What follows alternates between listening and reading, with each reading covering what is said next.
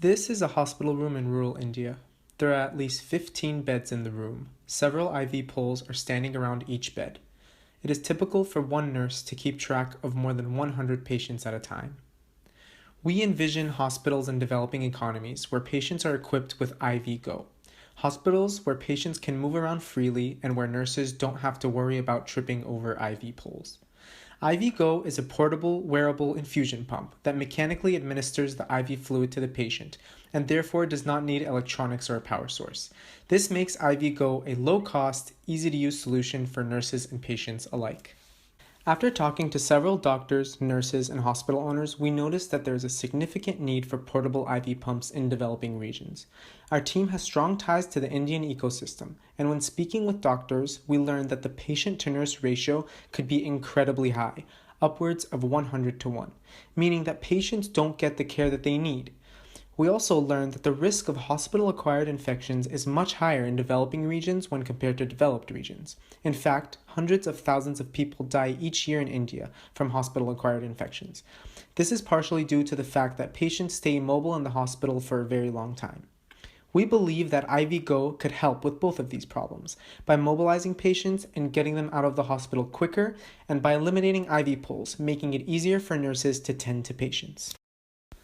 With its massive population, India's healthcare industry is and has been growing rapidly over the past several years. India's demand for IV bags is also going up. It has increased 76% over the last 5 years and is projected to continue to grow. The reason for this growth is twofold. First, there has been improved accessibility to infusion care, and second, there has been a cultural shift where nurses and doctors are more willing to administer IV treatment. This is why we chose India as our target market. It offers a unique combination of potential social impact and high sales. However, the success is all in the design. We aimed to make a device that patients would want to wear and feel good wearing.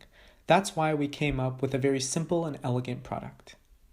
A roller powered by negator springs is pushed up and fastened onto hooks while the nurse places the IV bag in IV Go. The roller is then released from the hooks and begins to exert a force, thus beginning the flow of fluid to the patient.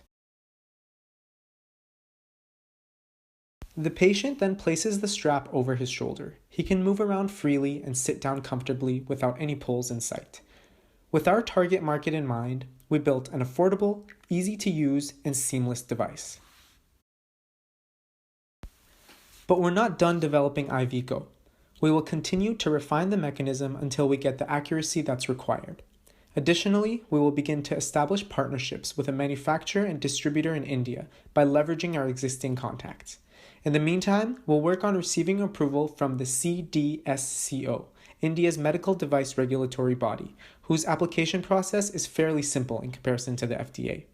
And when ready, we would like to launch a market study and test our device on real patients. With these next steps, we hope to move closer to our vision, to mobilize patients so that they recover faster and leave the hospital safely to their families.